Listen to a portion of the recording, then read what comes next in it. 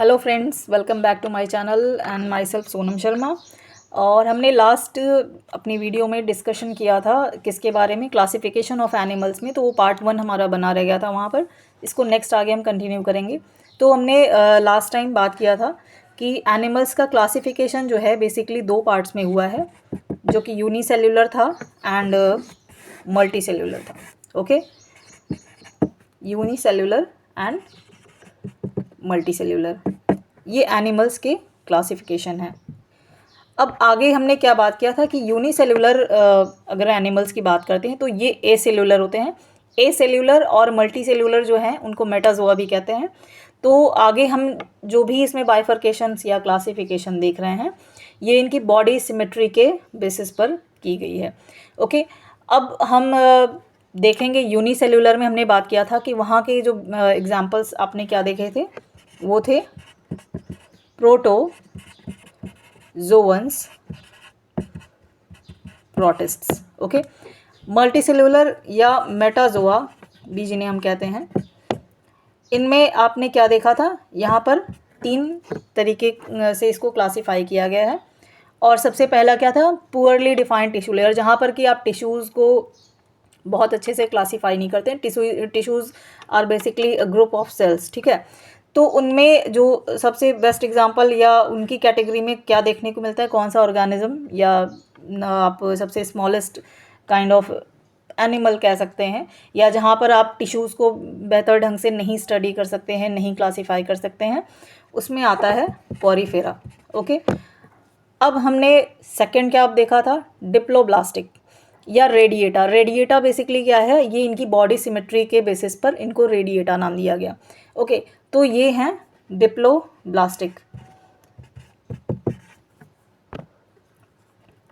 Diploblastic तो diploblastic या radiata, इनका जो सिमेट्री है वो रेडिएटा होता है। और इसका जो एग्जाम्पल है, जिन ऑर्गेनिजम्स में हम डिप्लोब्लास्टिक कंडीशन देखते हैं या रेडियल सिमेट्री देखते हैं, वो कौन कौन से थे, ये भी हमने डिस्कस किया हुआ था।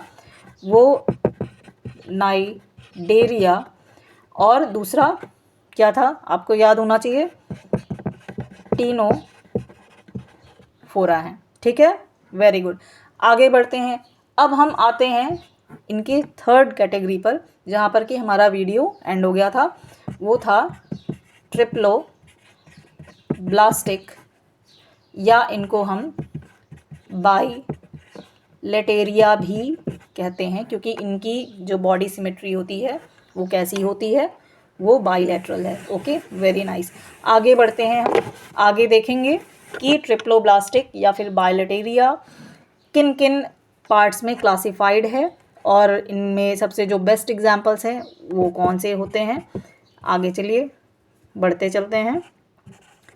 ट्रिप्लोब्लास्टिक में आप आए, इन्हें हम बाइलेटेरिया कहते हैं, क्योंकि इसके अंदर जो भी ऑर्गेनिजम्स आपको मिलेंगे उनकी बॉडी सिमेट्री कैसी मिलेगी, बाइलेटरल सिमेट्री वहाँ पर आपको देखने को मिलेगी।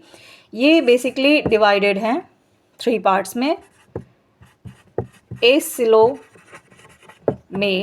Then coelomate. अब आप सोच रहे होंगे ये सिलोम, सिलोमेट, ये सब क्या है, तो सिलोम कुछ नहीं है। Coelom is a body cavity, ठीक है। तो बॉडी कैविटी को हम साइंटिफिक टर्म में या आप जूलॉजिकल टर्म में कह सकते हैं सिलोम, ठीक है। आगे हम बढ़ेंगे। Pseudo, just a minute, pseudocoelomate, ठीक है। तो एसिलोमेट, सिलोमेट एंड स्यूडोसिलोमेट। तो ए मीन्स, जहाँ पर आपका लगता है ए मीन्स एब्सेंट, तो यहाँ पर coelom cavity is absent. In which kind of organism, in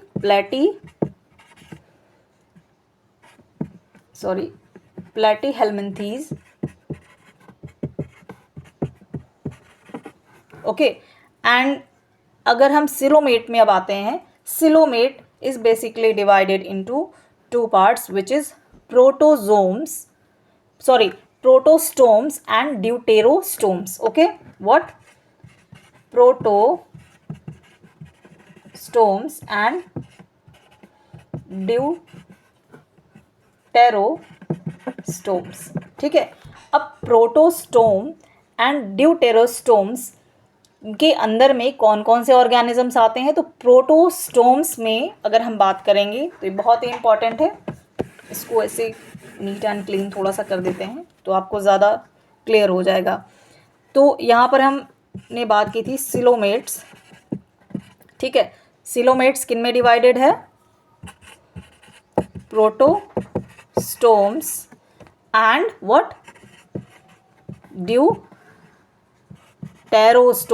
okay. तो इसमें कंफ्यूजन मत रखिएगा कि कंफ्यूजन हो जाए, इस तरीके से नहीं रखिएगा और इसको क्लियर कट होना चाहिए माइंड में बिल्कुल। तो प्रोटोस्टोम के जो सबसे बेस्ट एग्जांपल्स हैं जहाँ पर हम प्रोटोजोम या फिर coelomate kind of body symmetry या बॉडी पाएंगे, वो कौन कौन से ऑर्गेनिजम्स हैं। उनमें सबसे पहला नाम जो आता है एनेलिडा का आता है, then Arthropoda and then what, Mollusca, okay. अब ड्यूटेरोस्टोम्स की बात करते हैं तो ड्यूटेरोस्टोम्स में कौन से आते हैं, वो आएंगे एकिनोडर्मेटा, ओके, विदाउट एनी कंफ्यूजन। इनके नाम आपको बिल्कुल से याद हो जाने चाहिए। और फिर कॉर्डेटा। तो ये हमारा क्लासिफिकेशन है और इसको बहुत ही अच्छे से आपको याद होना चाहिए क्योंकि क्लासिफिकेशंस के ऊपर डायरेक्ट क्वेश्चंस बनते हैं।